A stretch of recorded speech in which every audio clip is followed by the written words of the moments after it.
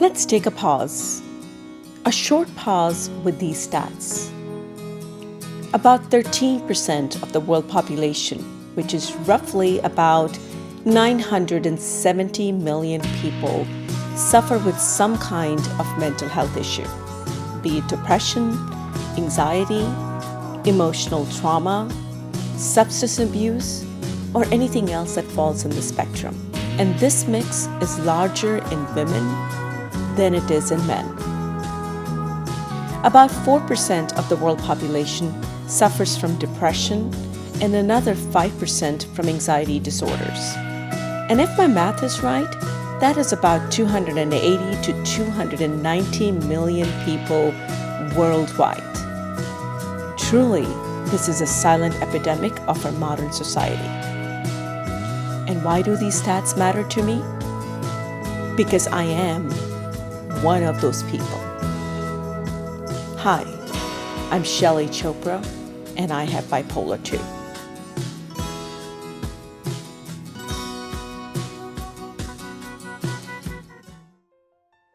My first interaction with depression was when I was 3 years old.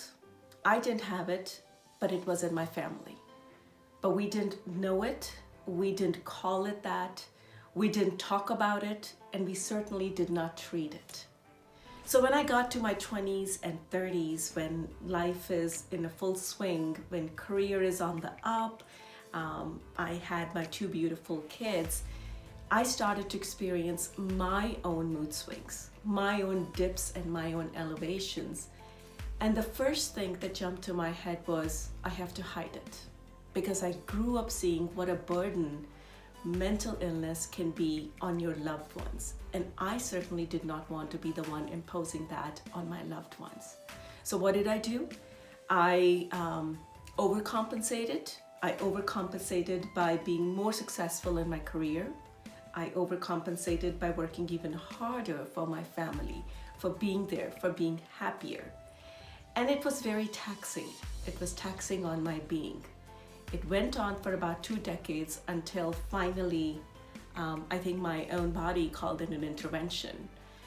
In my early 40s, on one of my business trips, I experienced my first panic attack. My initial response, that's okay. I'm traveling too much, I'm working too hard, I'm working around the clock in multiple time zones. Just a couple of days of rest will do it. And it did not. The couple of days of rest did not subdue it. Somehow it did not let me put it behind. And then started my journey of unraveling. I finally went to the doctor and I talked about depression, which I have managed almost all my life.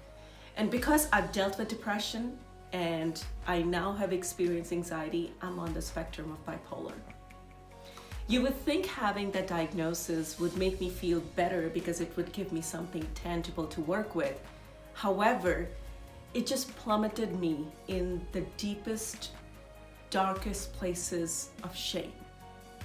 Where that came from, I don't know. It surprised me.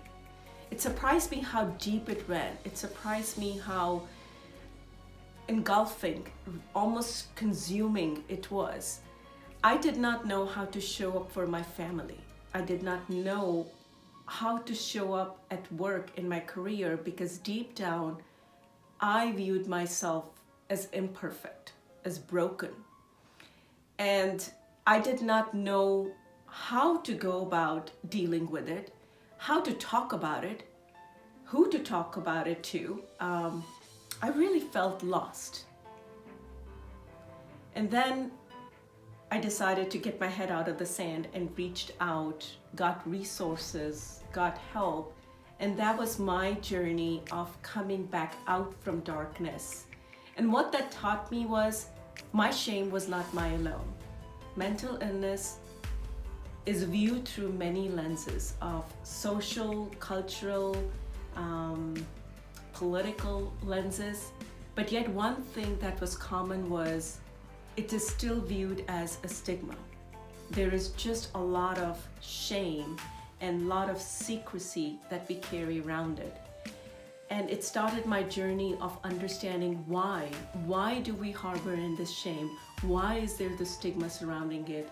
And that got me on this journey of meeting with people who understand it better and who are championing the cause to normalize the conversation. So there is that question, why do this series? Why do I want to do it? And there are the answers. Yes, I have the burning desire to be of service, to learn more, but if I go in deeper, I think I want to do this series more for me. The more I connect with people who have the stories around their journey with mental health, on them working with people who are journeying with mental health, on them, God, this is a beautiful view, on them giving their time, their resources, their passion, and really committing their lives in doing these projects that serve the humanity, it fills me. And more importantly, the more I work with people who are working to fight the stigma against the mental health, what I realize is it is breaking me apart free from perhaps the stigma I have within, from the stigma I have faced in my journey, and it gives me hope. So that's been the most beautiful part of this journey, is as I set out to do these projects for hope, to find these warriors of hope, what I am realizing is all it takes is to really go within and create the space and hold the space for this new aspect of you, and to really just open yourself up and seeing the gifts of imperfection. So it's been very much a personal journey for me, and thank you for being a part of my journey and for supporting me as I explore, as I learn, as I grow, and as I get inspired by these various warriors of hope I am coming across in my journey. Each episode of the series focuses on 3 areas. The first, sharing the story of the champion of the hope, their personal journey, what fuels them, what their programs accomplish, and really, what are they striving for? The second, we focus on the barriers of success and scalability for the program. For example, what social, economic, political, policy, funding, or technology barriers act as obstacles to the progress.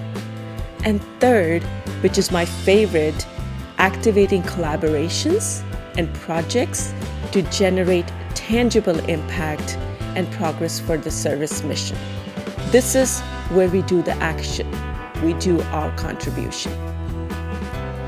In our season 1, we have lined up inspiring service leaders from communities across the globe, including Liana Cinquanta, founder of tellasia.org, working with underserved communities in India and Nepal. The mental health officers from World Health Organization, working tirelessly on the front lines in Syria. The founder of who'sinthemirror.org, championing mental health awareness and destigmatization in minority communities in US. We also feature National Institute of Mental Health in Central Texas, working with the communities across Central Texas and working hard to eradicate the social factors that contribute to the mental health epidemic. And what I am most excited about featuring is the service projects in the series. Not only the series is about the stories, it's about capturing our contribution. Thank you for watching the episode. Your support and your engagement means a lot to me. I look forward to your comments, your questions, and your feedback. Join me as I travel the world in meeting the warriors of hope, in telling their stories, in forming collaborations and service projects that aim to make a tangible impact towards their missions. For I strongly believe together we're stronger. Follow me on YouTube, on Facebook, and IGTV. Have a blessed one.